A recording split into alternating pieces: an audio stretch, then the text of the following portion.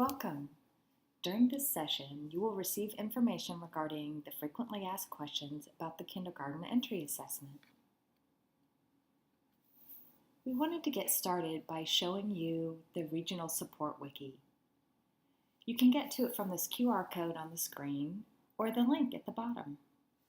One of the things that we wanted to show you is that the wiki is searchable. So if there's something in particular that you're looking for, you can go to the wiki and search for it. So once you arrive at the wiki page, you'll see over on the left-hand side there's a search box. So if you were, for example, looking for the construct progressions, you could enter that into the box and click enter, and then every document that has to do with construct progressions or page will come up on the screen, and then you can find it quickly on the wiki. I hope that's helpful for you.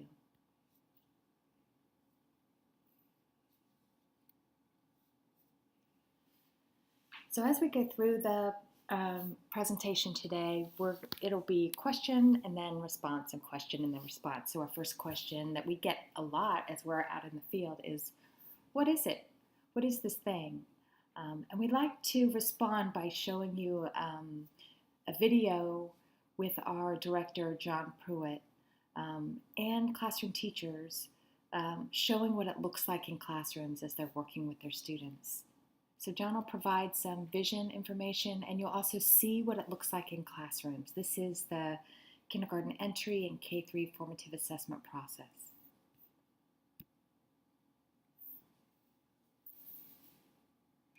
Okay, Ramaya, what were you painting here? I think we really do have to think more profoundly about how to support children in their growth and development. This is a process that helps teachers to clearly understand where children are and how to support them going forward.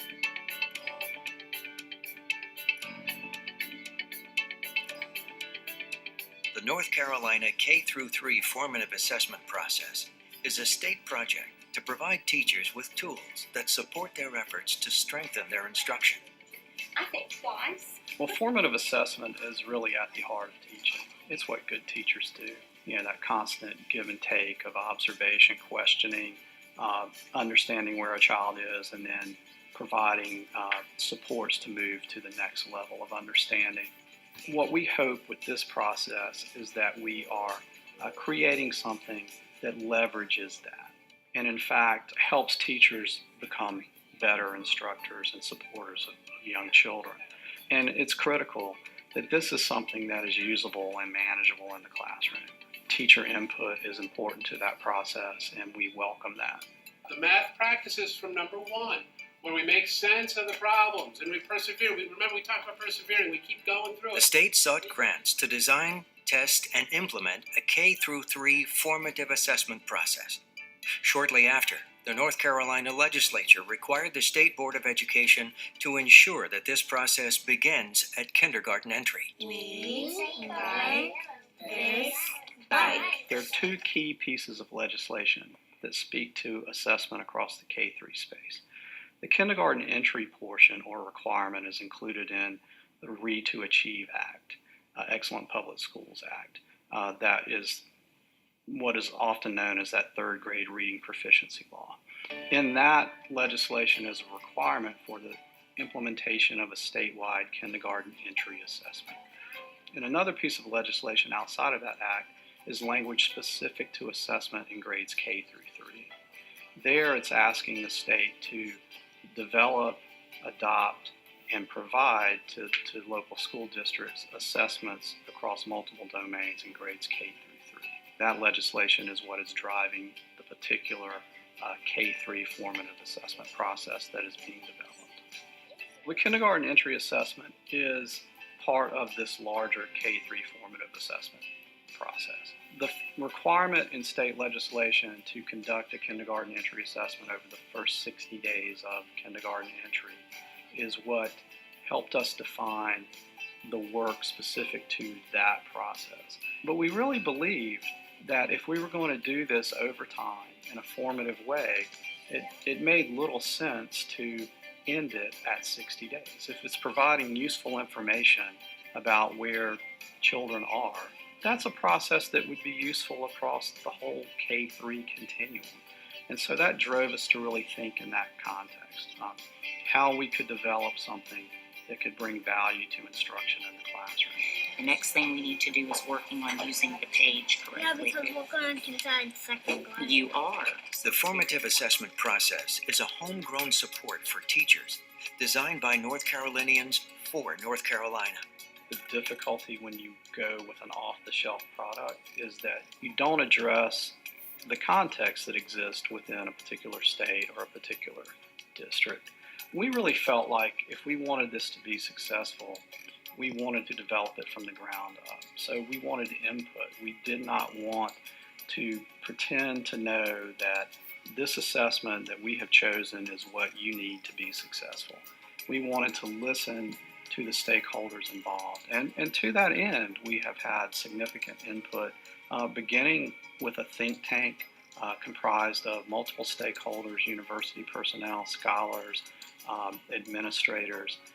You know, as we visioned the kindergarten entry assessment and we thought about how to proceed, you know, one advantage of not going with an off-the-shelf product is that we wanted there to be a relationship between the kindergarten entry assessment process that exists with the K-3 formative process that exists.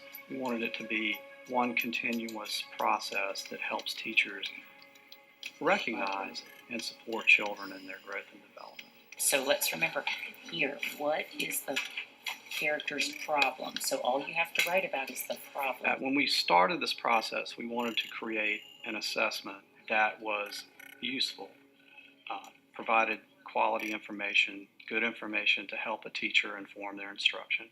And two, we wanted it to be manageable. And we really felt the best way to go about that was to build off of what teachers do on a daily basis.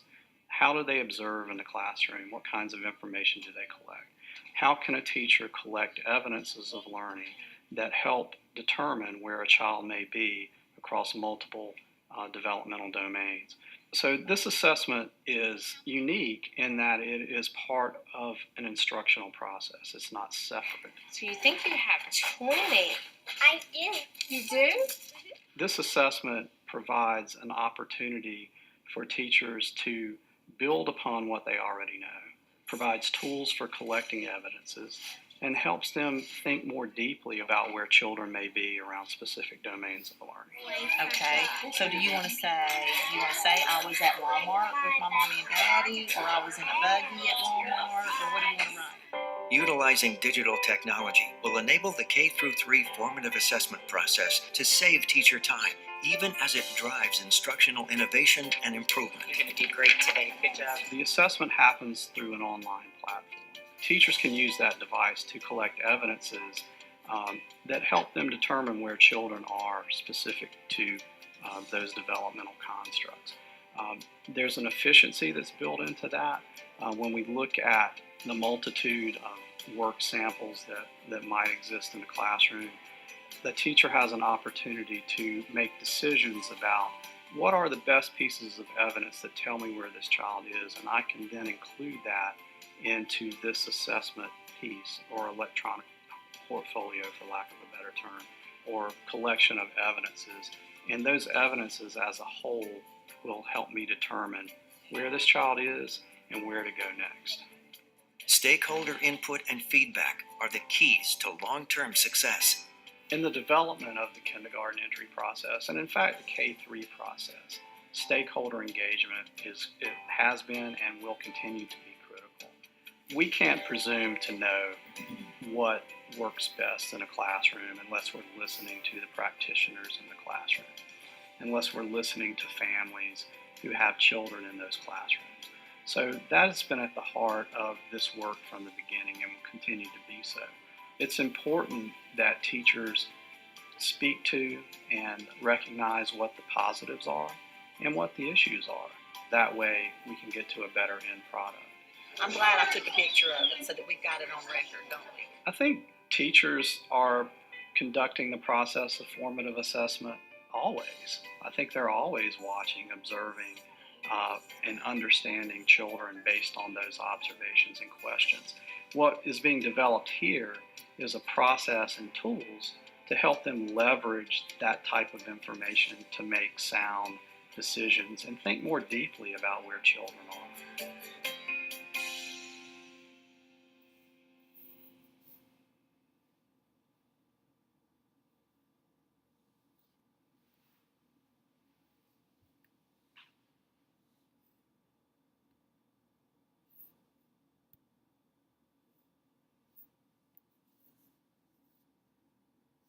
The next question that we hear a lot is, why are we doing this?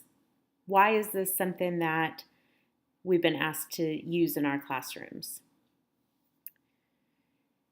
One thing that we want to share with you is the thinking behind the formative assessment process and the kindergarten entry assessment. The KEA provides some tools that teachers can use to help them with differentiation in their classroom and also to help them see where their individual children are and where they need to be next. So we know that observing children, knowing what our children are capable of, this is something that teachers already do every day.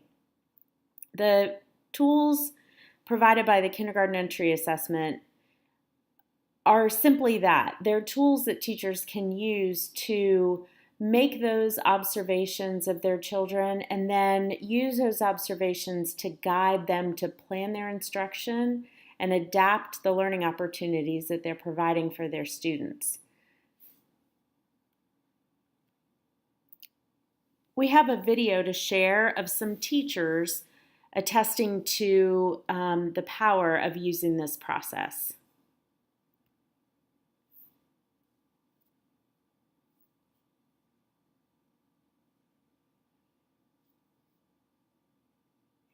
I think it's important to remember that the KEA is not meant to be additional work for us. It's just a tool that we can use within the centers and within the curriculum we already have set up.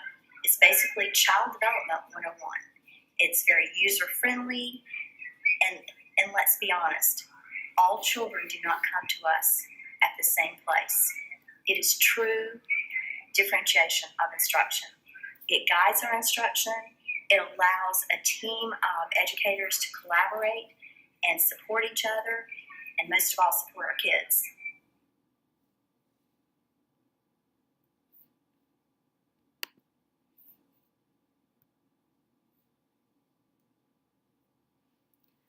We also know that many teachers who use the kindergarten entry assessment are aware of the requirement to make a status summary for each of their children in each of the construct progressions by the 60th day of school. And we think it's important when we're thinking about why are we using this formative assessment process to think about this as a process that continues throughout the school year. So we do have the expectation of making a status summary by the 60th day so that we can meet that kindergarten entry requirement. But we also know that the information that teachers are gathering using the tools of the KEA are going to benefit their students throughout the entire school year.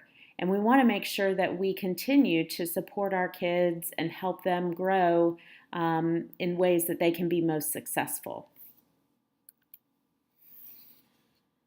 This is a video of a principal who shares some information about the value she sees in the kindergarten entry assessment and the formative assessment process as a whole.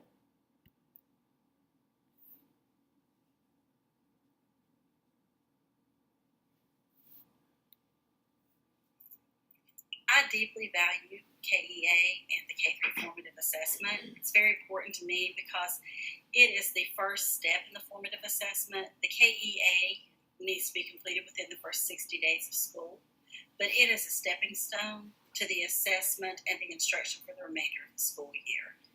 It's very important when children come to kindergarten for us to know where they are performing and what they're good at, where they need to have growth in order to instruct them. So the KEA has a structured way with the domains in order to help us determine what's developmentally appropriate for that child and where that child needs to be enriched or where that child needs to grow. That also carries through after those 60 days for the remainder of that school year so that we send children into first grade ready to have the first grade curriculum. Okay. If anyone looks at my background, you'll see that I came with a secondary degree and secondary experience into an elementary school as an administrator. However, the first year of my administration, I also had a child start kindergarten. So I became personally invested in early education and what was developmentally appropriate for him. I was very fortunate when I moved to the principalship to be at a school where I had kindergarten teachers that were experts in developmentally appropriate education. This allowed me to have growth as an administrator. This allowed me to have growth in order to help my kindergarten teachers instruct our children in appropriate manners. The kindergarten teachers that I worked with last year, we had 15 points growth in our EVOS scores, which shows that using developmentally appropriate approaches, using social interaction, play-based instruction, and center-based instruction will help children make growth, will help children be able to access the curriculum and still be taught in a developmentally appropriate manner. As an administrator, it is my job to make sure that the 60-day timeline for KEA is met. But my job with the K-3 formative assessment does not stop at that 60-day window. My job is to make sure that the domains are taught throughout the whole year and that the child is assessed throughout the whole year and that instruction is formed around what the assessment is telling us each child needs.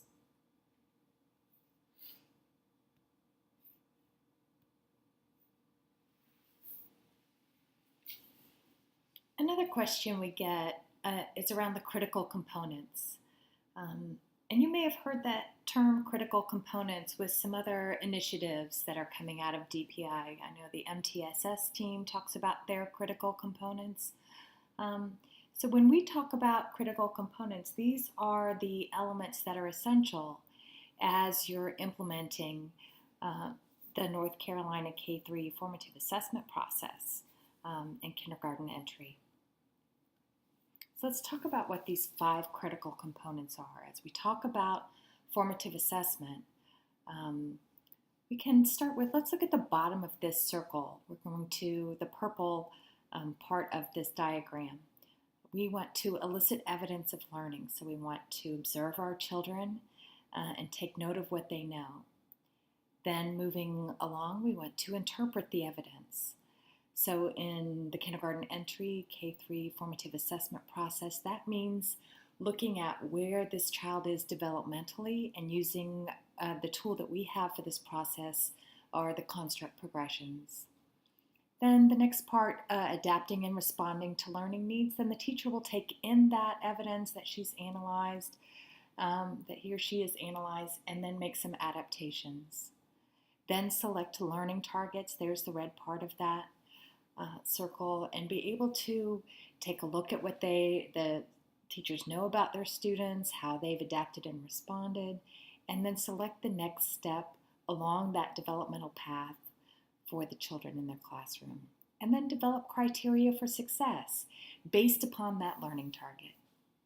So there's those critical components for the formative assessment process. That is the essential foundational work that we're doing in formative assessment in the early grades. Another question that folks ask are, what are the construct progressions? So I talked a little bit about using the construct progressions as tools for formative assessment. So the construct progressions are these developmental pathways, and they contain these skill steps. So you'll see along the left-hand side here, it says skills identify the competencies within each understanding, and they range from simple to more complex levels. So They are these developmental skill steps. They're fine-grained.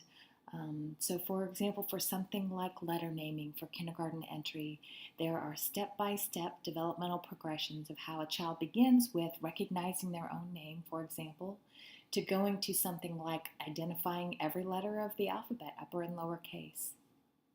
And so it starts with an understanding at the top. Here's the big understanding. Here are the skill steps.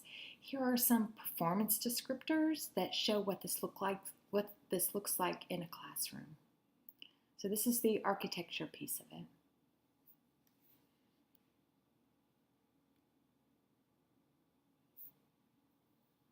So that's the construct progressions.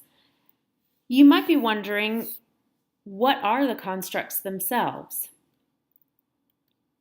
As you heard in some of the videos, we're taking a whole child approach and we're thinking about all of the domains of learning. So on this slide, you can see the 5 domains of learning that are the focus of the construct progressions. We think about approaches to learning, cognitive development, emotional and social development, health and physical development, and language development and communication.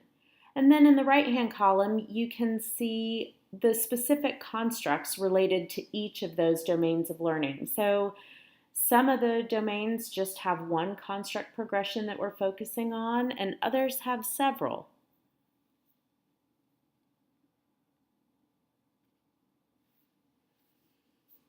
This question comes a lot as folks are interested in knowing how many pieces of evidence do they need to gather. When we talked about the formative assessment process, that first purple step that I talked about, eliciting evidence of learning. So how much evidence do I need to elicit before I know where students might be along this developmental path, right? Let's take a look. So here's an example of 2 construct progressions side by side. Approaches to learning, which is the construct progression is engagement in self-selected activities, and object counting. Look how different they look. And so the amount of evidence that might be necessary for students to demonstrate where they are along these constructs might be very different. And also our students are different. So teachers collect the evidence that they need to make the instructional decisions that they need to based on their professional wisdom.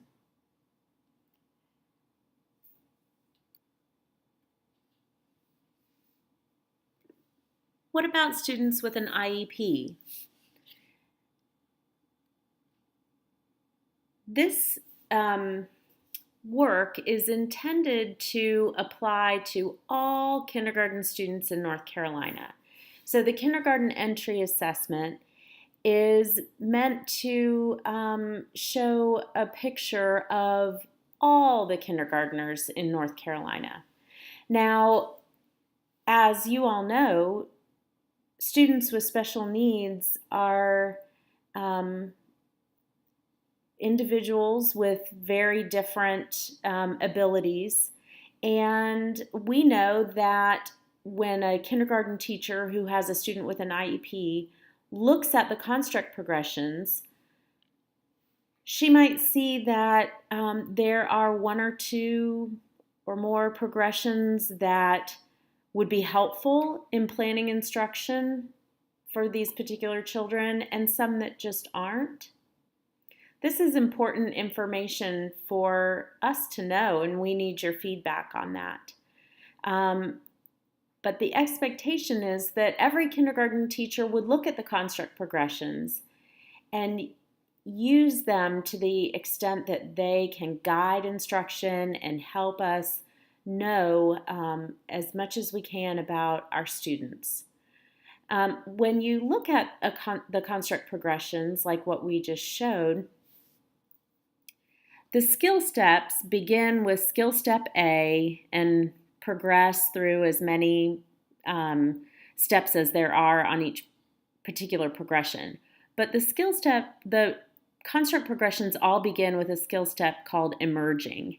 And for those construct progressions that for whatever reason can't be observed for a particular student, we would say that that student is emerging. He or she hasn't reached that skill step A yet on that progression. So teachers can use the online platform and mark emerging as the skill step where that student currently is.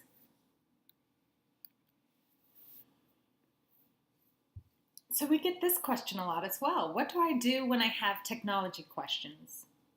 Well, we have a page on the wiki that we've designed to support your questions around technology.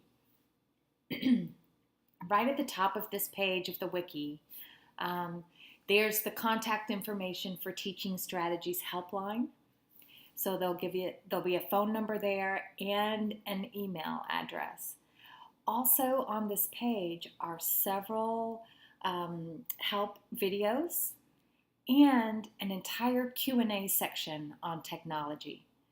So when you first have a technology question, going to this page on the wiki is your first line of defense, right? Go there first. That's where you find your help. You can contact Teaching Strategies, you can look for help videos, and you can look at the Q&A.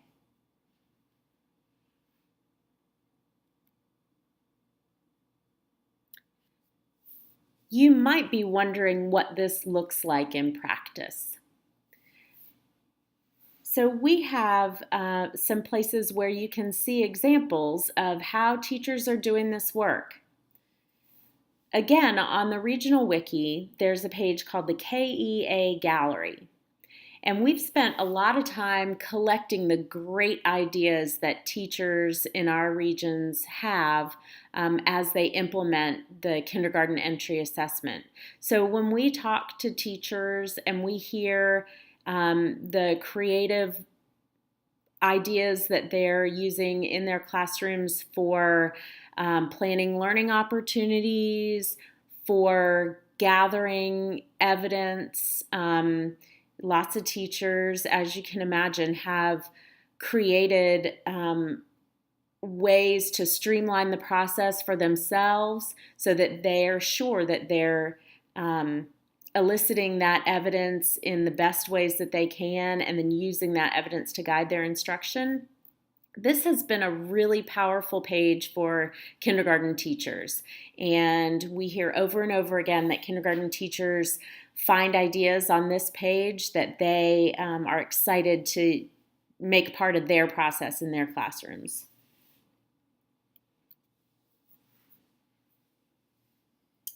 Another question that we get is, how can I support teachers in going about this work? Teachers have questions, how can I support them?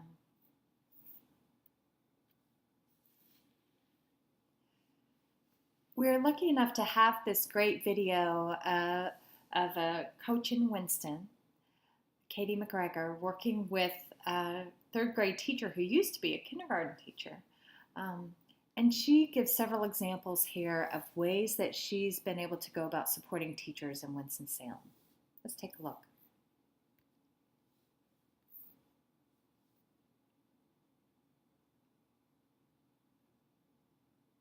Coming from kindergarten, I taught 2 years in kindergarten. I implemented the KEA. We did the pilot, and moving to third grade, I think it's really important bringing that background knowledge I have. I think it's important that all teachers should look at the whole child, not just at their test scores or how are they performing in reading. You should also be looking at their background, like are they able to regulate their emotions? Are they able to persevere within self-selected activities? So I think that's very important knowledge to bring to third grade. I agree. I think so much of the time we're so focused on where a child is academically that we lose sight of other places where the child might need assistance and might need support with growing as a learner as a whole. So I think that's important that we look at all pieces of who they are. As a supporter of teachers, the formative assessment process in general, just looking at the construct progressions together with kindergarten, and as we piloted with first through third, gave us an idea of, as Caroline said, a child can count a set of objects, but where do I take them next? I might not know. I might not have the tools as a teacher. But the constructs from the K3 formative assessment will tell us, okay, well, now they need to state the final quantity after they've counted a set of objects. So it gave us tools by just looking at the progression of figuring out the next step of where to take the children instead of just being an assessment. It was a tool. And then what we noticed with kindergarten and looking at our school-wide data most recently is that our kindergarten scores from last year with our first implementation of the KEA process skyrocketed. We had a team that collaborated in looking with the constructs. We had instruction that was intentional, and just the process of formative assessment in general gave us the opportunity to know more about our children, which then carried over to the assessment without us intentionally teaching toward the assessment. So we saw that our specifically our M-class scores, we saw an increase higher than they've ever been because we were deliberate, intentional, and we had the tool or some tools to help us take children to the place where they needed to be. I'm more deliberate. I take notes, and then I can guide my guided reading instruction or my whole group reading instruction based off of the data I've gathered. Right, and we actually she was in kindergarten last year, so we took our first and second grade teachers to her classroom while she was implementing the formative assessment process, and so they were able to see what it physically looked like and how she was taking anecdotal notes and making the observations. And we came back together as grade levels and discussed that and talked about what that might look like in first and second grade. So it really helped us to see what it looks like in kindergarten so that we can try it in some of the upper grades that may not be as familiar with it.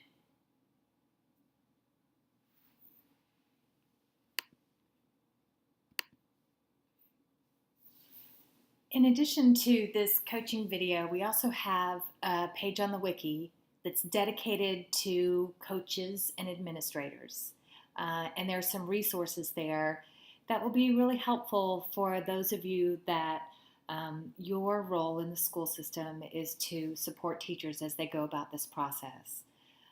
So you'll find some information there. There's an administrator practice profile there that provides look-fors and questions, prompts that you can use in the classroom too. And it's broken down by those 5 critical components. So you'll want to go back and take a look at that, and you'll be able to use it as a coaching tool. There's also something on that page that will help you, that will guide you with the reports that you can access in the system. So that page really is dedicated to those of you that are supporting teachers.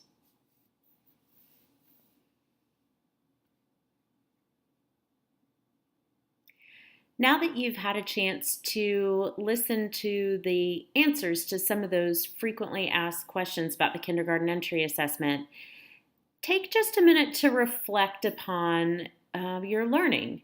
What was the most helpful thing that you learned from listening to this presentation? And what do you still need to know a little bit more about? As you consider those 2 questions, and particularly as you think about what you need to know more about,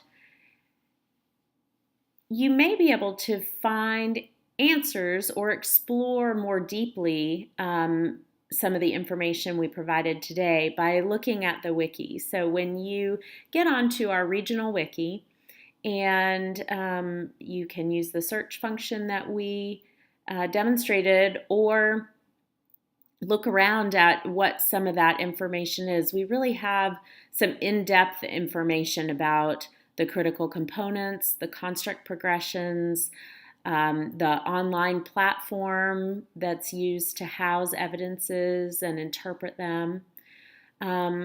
So we'd encourage you to take a deeper look at the wiki as you're thinking about what questions you still would like to know more about. And the other thing that you'll find on the wiki is contact information for your regional consultants. We are available to answer questions, but also we want feedback from you to guide what we're doing to provide support. So when we get questions from teachers, from coaches, from principals, district administrators, We use those questions to create and provide additional resources to you. So I'd encourage you to explore the wiki, and I'd encourage you to contact us with any ideas for new resources that you think would be helpful to you in answering this "what would you like to know more about" question. We appreciate you listening today, and we hope that this presentation has really helped you to gain a deeper understanding of the kindergarten entry assessment and of the NC K-3 formative assessment process.